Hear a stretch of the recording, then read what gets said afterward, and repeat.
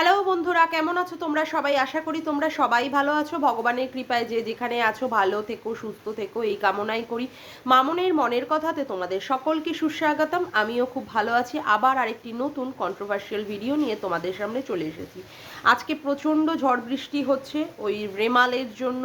তো সবাইকে বলবো যে তোমরা ভালোভাবে নিরাপদ জায়গায় থেকো। আর যারা যারা ওই মানে কি বলবো, সুন্দরবন অঞ্চলে রয়েছো তাদেরকে বলবো যে যেখানে তোমাদেরকে সেফটি জায়গায় নিয়ে যাওয়া হয়েছে তোমরা আপাতত সেখানে থাকো। এই রকমের দুরবস্থা কেটে যাওয়ার পরে আবার তোমরা তোমাদের নিজেদের জায়গায় ফিরে এসো। এবং যারা যারা এখনো পর্যন্ত বাইরে আছো চাকরি সূত্রে, তাদেরকে বলবো সাবধানে তোমরা তোমাদের বাড়িতে ফিরে এসো। যাই হোক, আমি আবার কিছু মাস আগে ঘটে যাওয়া কিছু মানে কথা আজকে আবার তোমাদের সামনে পুনরাবৃত্তি করতে আসলাম। তোমরা হয়তো প্রশ্ন করবে, কেন আমি মামন তুমি আবার সেই সমস্ত পুরনো কথা বলতে এসেছো? আজকে আমার কন্টেন্ট যেটা নিয়ে আমি বলবো সেই সম্পর্কে বলতে গেলে আমাকে একটু পুরনো কথা মনে করতে হবে। পুরনো বলতে প্রায় ওই নিয়ার অ্যাবাউট 1 ইয়ারের কাছাকাছি, 1 ইয়ার হয়নি। মন্দিরা আর সোমনাথের ঘটনাটা কেউ কিন্তু এখনো ভুলে যায়নি। মানুষের মনের মধ্যে এখনো পর্যন্ত দগদগে হয়ে রয়েছে যে মন্দিরা কি কি ঘটনা ঘটিয়েছিল এবং সোমনাথ সেখানে আদতেও দোষী ছিল কিনা সেটা কিন্তু মানুষ জানে। আর আমাদের এই দালাল তখন বিশাল পরিমাণে সুন্দরভাবে মিথ্যেগুলোকে গুছিয়ে গুছিয়ে তাকে পুরো প্যাকেট মুড়িয়ে, ঠিক আছে, প্যাকেটে বন্দি করে সেটাকে সত্যি বলে চালনা করেছিল। মন্দিরা যে সমস্ত অসভ্যতামিগুলো করেছিল পরকীয়ার নাম করে, একমাত্র আমাদের এই ওয়াইটির স্বনামধন্য দালাল, ওয়ান অনলি, একমাত্র তখনকার মানে সেই সময়কার যে দালালি বৃত্তিটা খুব সুন্দর করে করেছিল, সেই দালাল একমাত্র মন্দিরাকে সেভ করার জন্য, মন্দিরার দিক থেকে মানে যাতে করে লোকের দৃষ্টিটা ঘুরে গিয়ে সোমনাথের দিকে পড়ে, সব দোষের ভার যাতে করে সোমনাথের দিকে যায়, সেই জন্য সে খুব সুন্দর করে মিথ্যেগুলোকে সত্যি বলে চালিয়েছিল। কি বলেছিল? সোমনাথ কোনো কাজ করে না, সোমনাথ প্রচণ্ড পরিমাণে অত্যাচার করে, সোমনাথ ড্রিঙ্কস করে, সোমনাথ জুয়া খেলে, সোমনাথের কোনো নৈতিক কোনো চারিত্রিক কোনো দৃঢ়তা নেই। সেই জন্য কিনা মন্দিরাকে কি করতে হয়েছে, মন্দিরাকে অন্য পুরুষের হাত ধরতে হয়েছে। সে 10 বছরের ছোট হোক বা যাই হোক, সেটাতে কোনো মানে ফারাক পড়ে না। তখন তাকে কি বলতে হয়েছিল, মানে এমনভাবে দেখিয়েছিল যে মন্দিরা ভবঘুরে মানে ভবঘুরে মন্দিরার মাথাটাকে তাকে নেওয়ার জন্য, তার ভগ্ন কাঁধের মধ্যে মানে দালালের ভগ্ন কাঁধের মধ্যে নেওয়ার জন্য সে এখান থেকে দৌড়াতে দৌড়াতে, নগর ঠাকুর থেকে দৌড়াতে দৌড়াতে রানাঘাটে গেছিল। অবশ্য সেখানে পড়েও গিয়েছিল, ভালো কথা। সেখানে যে হুলের উপস্থিতি ছিল বা হুলের স্কুটিতে করে যে সে মন্দিরার কাছে গিয়ে পৌঁছেছিল সেটাও বেমালুম, সে চেপে টেপে গেল। তারপরে যেখানে সে ফ্ল্যাটে উঠলো সেই ফ্ল্যাটে গিয়ে সে ব্রেকফাস্ট লাঞ্চ সব সেরেছিল। সারার পরে তারপরেও তাদের মানে কি বলবো, যৌন চাহিদা পুনরাবৃত্তিও তার চোখের সামনেই ঘটেছিল। মানে সে একটা ঘরে ছিল আর তারা তাদের মতো, মন্দিরা আর হুল, তারা তাদের মতো কার্যকলাপ করছিল। করা টরার পরে সব কিছু যখন হয়ে টয়ে গেছিলো, তারপরে আবার এই দালাল দিদি বাড়িতে চলে এসেছিল। এবং এত কিছু দেখার পরেও নাকি মন্দিরাকে সে বারংবার বলেছিল তুই যে কোনো একদিকে থাক, ভালো কথা। তারপরে আবার মন্দিরা আর হুলকে নাকি সে তার বাড়িতেও ডেকেছিল। তারপরে যখন সে ফারিয়ার বাড়িতে যায়, মানে মন্দিরা যখন ফারিয়ার বাড়িতে যায়, তখন রীতিমতো এই বনুর সাথে মানে কথোপকথন তার তো দিনের পর দিন ধরে লেগেই ছিল। এবং তখনও পর্যন্ত সে সোমনাথকেই ছোট করার জন্য, সোমনাথকে হেনস্থা করার জন্য আমাদের এই দালাল প্রচণ্ড পরিমাণে মিথ্যের পরে মিথ্যে, মিথ্যের পরে মিথ্যে কথা বলেই গেছিল।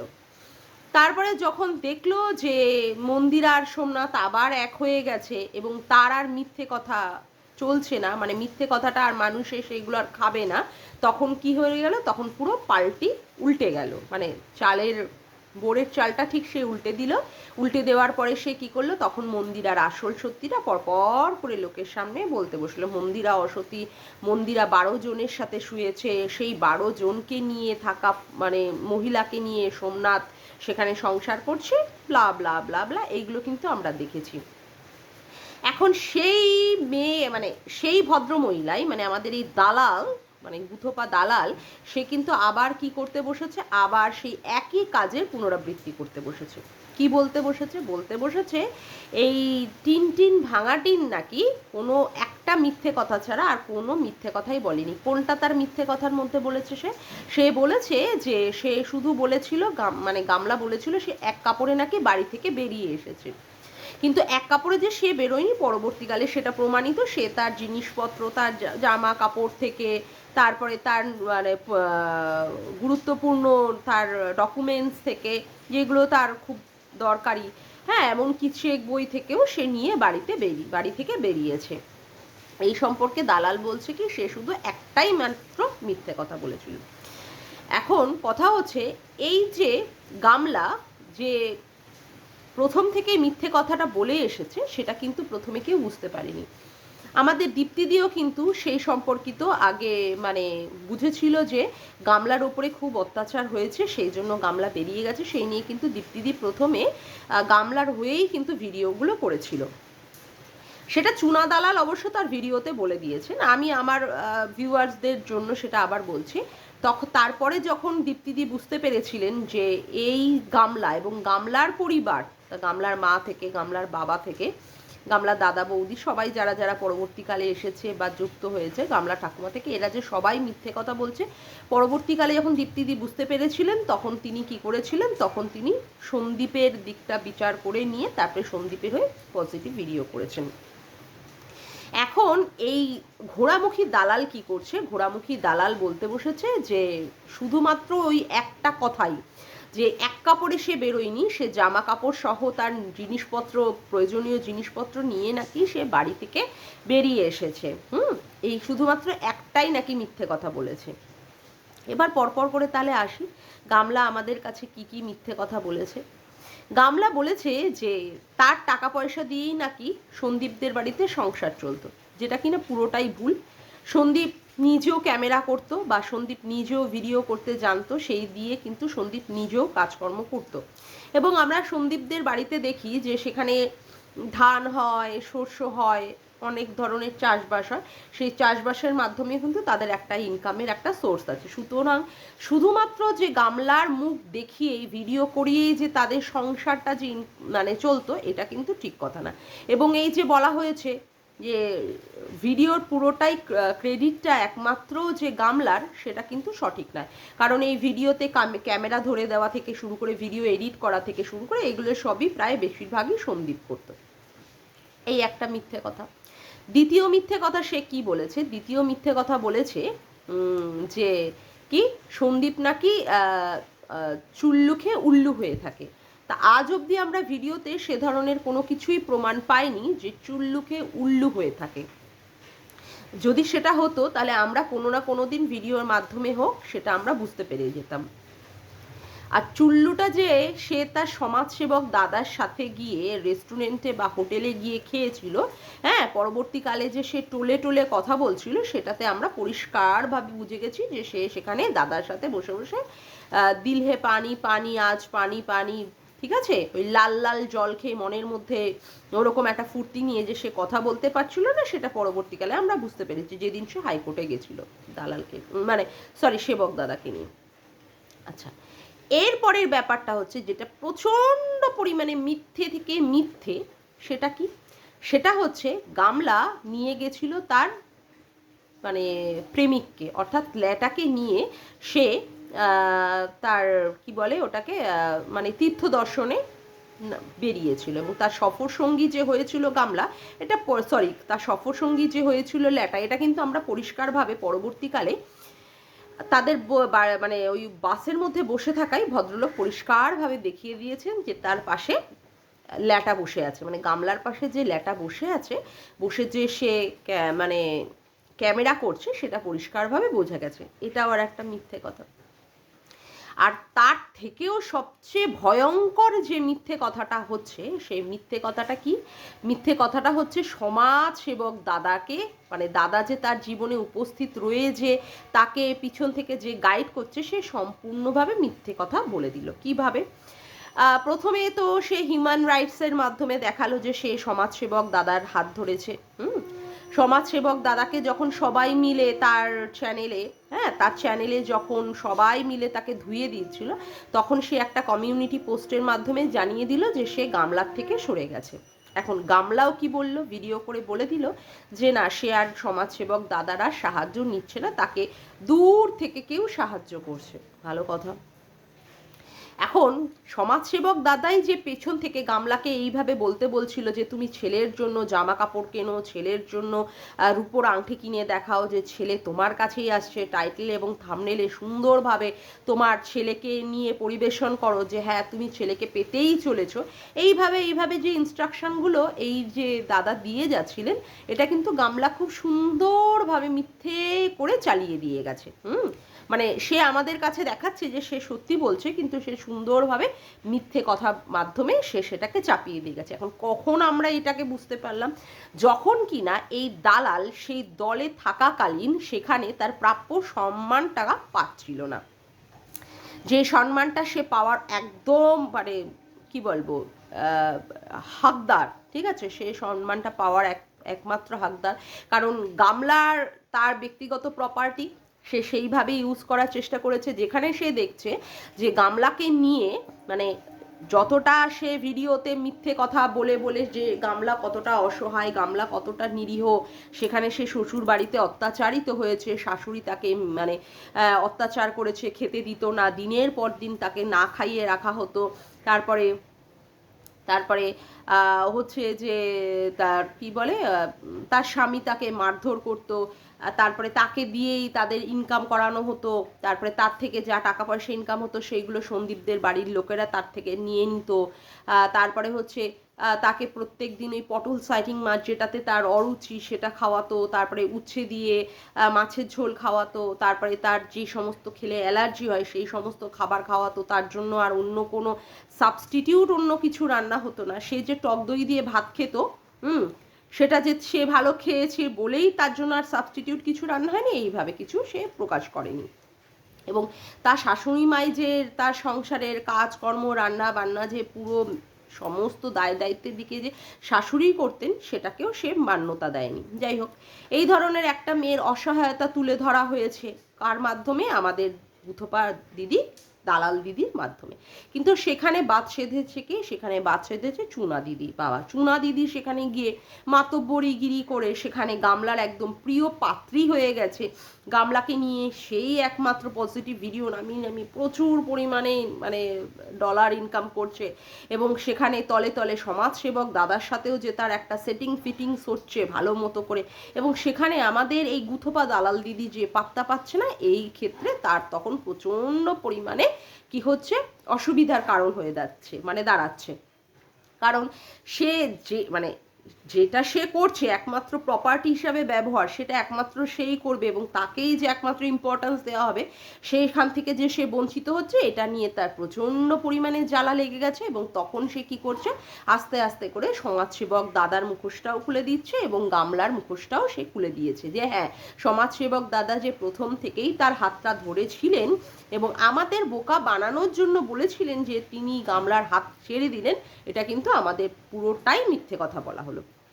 এখন কথা হচ্ছে, কিন্তু এই কথাগুলো যদি সে আবার বলতে বসে, তাহলে তো লোকে ভাববে যে তাহলে সে গামলার থেকে সরে যাচ্ছে, আর গামলার থেকে সরে যাওয়া মানেই তার ইনকামের সোর্সটা অনেকটাই কমে যাবে। কারণ এখন ব্রেকিং নিউজ, এখন ট্রেন্ডিং টপিক কে চলছে না, গামলা। এখন যদি সে গামলার থেকে সরে যায়, কারণ সন্দীপের দিকে গেলে, সন্দীপের দিকে এতদিন ধরে সে নেগেটিভ ভিডিও বানিয়েছে, হ্যাশট্যাগ জাম্বু দিয়ে দিয়ে কথা বলেছে, যদিও সে গামলার এগেনস্টে গিয়ে কথা বলে, পুরোটা তো বললে সেখানে এসে লোকে তাকে খাবে না। তার জন্য সে এখন কি করতে বসেছে, আবার সে গামলাকে সত্যি প্রমাণ করতে বসেছে। মানে সে যে পুরোটাই দেখিয়ে দিয়েছে অলরেডি যে সমাজসেবক দাদাকে নিয়ে সে কতটা মিথ্যাচারিতা করেছে, কতটা লোককে বোকা বানিয়েছে, কতটা লোককে বুদ্ধু বানিয়ে যে অলরেডি সে ভিউজের মাধ্যমে প্রচুর টাকা কামিয়েছে। এইগুলো যে সে অলরেডি বলে ফেলেছিল, বললে ফেলেও কি হবে, কিন্তু তার তো আর কোনো কন্টেন্ট সেভাবে সে পাবে না। তার জন্য সে এখন কি বলছে, সন্দীপকে বলতে বসেছে মিথ্যাচারিতা, ওই নালিটি কেস নিয়ে। এখন কথা হচ্ছে যে নালিটি কেস আদৌ কতটা সত্যি কতটা মিথ্যে, এটা নিয়ে মানে বলাটা মানে সেইভাবে মানে প্রকাশ করাটা যে কতটা ঠিক হবে সেটা আমি করতে চাই না, কারণ সম্পূর্ণ সব কিছু হচ্ছে কেস সংক্রান্ত ব্যাপার হচ্ছে কোর্টে। আমাদের ইউটিউবটা কোনো কোর্ট নয় যেখানে নিয়ে আমরা মিথ্যা বা সত্যি কথা এখানে তুলে ধরতে পারবো। তার কথা হচ্ছে যে যদি এই নালিটি কেসটা মিথ্যে হতোই, যদি নালিটি কেসটা, তাহলে নিশ্চয়ই উকিলের মাধ্যমে সেই নালিটি কেসটা সন্দীপ করতো না। আর এখন যেহেতু বাচ্চার কাস্টাডির কথা ব্যাপারটা আছে, সেই জন্য সন্দীপ বুঝতে পেরেছে যে নালিটি কেসের মাধ্যমে বাচ্চার হয়তো নেওয়ার ক্ষেত্রে হয়তো একটা সমস্যা হলেও হতে পারে, সেই জন্য সে নিয়েছে। কিন্তু তুই একটা কথা বল ঘোড়ামুখী দালাল, এই যে বাচ্চা নেওয়ার ব্যাপারে দিনের পর দিন যে গামলা এবং সমাজসেবক দাদা যে আমাদের কাছে মিথ্যা কথা বলেছে, যে মিথ্যাচারিতা করেছে এবং এইগুলো যে কত বড় মিথ্যা, সেই কথাগুলোকে তুই কি করে বেমালুম ভুলে গেলি? এবং কি করে তুই শুধুমাত্র বলছিস যে গামলা একটা মাত্র মিথ্যে কথা বলেছিল যে সে বাড়ি থেকে এক কাপড়ে বেরিয়ে এসেছে। আজকে যে গামলা প্রত্যেক দিন তার ব্লগ ভিডিওতে দেখায় তার দাদা নাকি টোটো চালায়, তার টোটো চালায় যখন সে ভাড়া পায় তখন নাকি টোটো চালায়। আদৌ কি ওর দাদার ইনকাম অফ সোর্সের মানে তার টোটো চালিয়ে যে সে সংসারে কন্ট্রিবিউট করছে এবং তার টাকা দিয়ে যে সংসার চলছে এবং সে যে একটা মেইন পার্ট হিসাবে ইনকামের সোর্স অফ ইনকামের একটা মেইন পার্ট হিসাবে তার দাদা যে ভূমিকা পালন করছে, এটা কি সত্যি? এটাও কি সত্যি? না এর মধ্যে তো যে পুরোটাই জল মেশানো আছে এটা তো ভালোই বোঝা যাচ্ছে। আর কথা হচ্ছে গামলা যে তার বাপের বাড়িতে কন্ট্রিবিউট করেই যাচ্ছে দিনের পর দিন, কোনো তরকারি কেনার ক্ষেত্রেও, কোনো মাছ কেনার ক্ষেত্রেও, কোনো সবজি কেনার ক্ষেত্রেও, কোনো কাউকে গিফট দেওয়ার ব্যাপারেও, কোনো যে কোনো একটা জিনিস কেনার ক্ষেত্রেও, এমনকি আমরা দেখতে পাচ্ছি যে কি বলে ইসের মাধ্যমে ওর মায়ের যে বন্ধন ব্যাংকে টাকা দেওয়ার মাধ্যমে সেখানেও যে গামলার কন্ট্রিবিউশন চলছে, সেটাও তো আমরা পরিষ্কারভাবে বুঝতে পারছি যে গামলার টাকা দিয়েই সেখানে সমস্ত কিছু চলছে। কিন্তু না, তোকে তো দালালি করতেই হবে, তোকে তো গামলার পাশে থাকতেই হবে, নাহলে তো তুই কোনো দিকেই সাপোর্টে কথা বলতে পারবি না। আচ্ছা, আর একটা কথা যেটা আমি বলতে গিয়েও ভুলে গেছিলাম, গামলা যখন ওর শ্বশুর বাড়ি থেকে বেরিয়ে এসেছিল 10-12 দিন পরে, সেখানে কি বলেছিল, ও নাকি ওর মায়ের ক্যামেরা থেকে মানে মায়ের মোবাইল থেকে ফোন থেকে নাকি ও আমাদের কাছে ভিডিও করে দেখাচ্ছে সেখানে। কিন্তু এই কিছুদিন আগে একটা সাদা মোবাইল দেখিয়ে ও বলেছিল যে এই মোবাইলটা তার পুরনো মোবাইল এবং এখন যেটা সে কিনেছে আইফোন যেটা কিনেছে সেটা তার নতুন এবং পুরনো। তাহলে এই পুরনো ফোনটা কোথা থেকে আসলো? কারণ গামলা তো ওই শ্বশুর বাড়ি থেকে কোনো ফোনই নিয়ে আসেনি, কোনো ফোনই নাকি নিয়ে আসনি। তাহলে এখন সে কি করে বলছে যে এটা তার কাছে পুরনো ফোন? তাহলে মিথ্যে কথাগুলো কে বলছে? সন্দীপ মিথ্যে কথা বলছে, না গামলা দিনের পর দিন মিথ্যে কথাগুলোকে চালিয়ে দিয়ে যাচ্ছে? মানে ঘোড়ামুখী তুই আগে ঠিক কর, তুই কার দিকে কার সাপোর্টে কথা বলবি। এই তুই কিছুদিন আগে বললি যে গামলা নাকি তার শ্বশুর বাড়িকেও কি করেছে, শ্বশুর বাড়িকেও গামলা নাকি তার শ্বশুর বাড়িকেও ঠকিয়েছে এবং কি তার বরকেও ঠকিয়েছে। এখন আবার তুই সুন্দর করে বলতে বসেছিস যে সব মিথ্যে কথা এবং সমস্ত কিছু ঠকানোর দিকে নাকি সন্দীপই করেছে, সন্দীপই বিক্রি করেছে। আসলে ব্যাপারটা হচ্ছে কি বলতো, তোর মাথাটা পুরোটাই পুরো গবেট মার্কা মাথা এবং সেখানে যে ঘিলু নামক যে বস্তুগুলো আছে না, সেগুলো পুরোটাই হচ্ছে পচে ধচে যাওয়া ঘিলু। এবং তুই কার দিকে সাপোর্টে নিয়ে কথা বলবি তুই ঠিকঠাক বুঝতেই পারিস না, কারণ তোকে তো কেউ ইম্পর্টেন্সই দেয় না। তুই যে কার দিকে ঝোল টেনে কথা বলবি সেটাই তুই বুঝতে পারিস না। ওই জন্য তুই কি করিস বলতো, মাঝে মাঝে সত্যিগুলোকে তুলে ধরার চেষ্টা করিস। হ্যাঁ, যখন দেখিস যে তোকে একদম মানে ওরা পাত্তাই দিচ্ছে না, একদম ইম্পর্টেন্সই দিচ্ছে না, আবার কি করিস, সত্যি তুলে ধরতে গিয়ে আবার তুই ভাবিস যে পুরোনো দিকে যদি আবার তুই ফিরে যাওয়ার চেষ্টা করিস, কারণ পুরোনোতে অলরেডি তুই সন্দীপকে বিক্রি করে ফেলেছিস, অলরেডি সন্দীপের চরিত্রে তুই কালিমা লাগিয়ে ফেলেছিস। যদি তুই সেদিকে যাওয়ার চেষ্টা করিস তাহলে লোকে সেইটাকে ভালো করে নেবে না, সেই জন্য আবার কি করিস, গামলার হয়ে আবার সাপোর্টে কথা বলতে বসিস। কিন্তু ব্যাপারটা হচ্ছে লোকে কিন্তু সবাই বুঝে গেছে যে কে আসল সত্যি মিথ্যেবাদী আর কে নোংরা চরিত্রের মহিলা। সুতরাং এই সমস্ত কথাবার্তা বলে সন্দীপের চরিত্রে দাগ লাগিয়ে কোনো কিছুই তুই করতে পারবি না। দেখ কতদিন তুই এ ধরনের কন্টেন্ট করে করে তুই বিক্রি করতে পারিস, কারণ তুই ইউটিউবে কতদিন থাকবি এটাই হচ্ছে সবচেয়ে বড় কথা, কারণ তুই নিজেই বলেছিস তুই বেশি দিন আর ইউটিউবে নেই। যাকগে, আজকের মতো ভিডিওটা আমি এখানেই শেষ করলাম। আমার ভিডিওটা যদি তোমাদের ভালো লেগে থাকে তবে অবশ্যই একটি লাইক করো, কমেন্ট করো, শেয়ার করো আর বেশি বেশি করে সাবস্ক্রাইব করে রেখো চ্যানেলটাকে।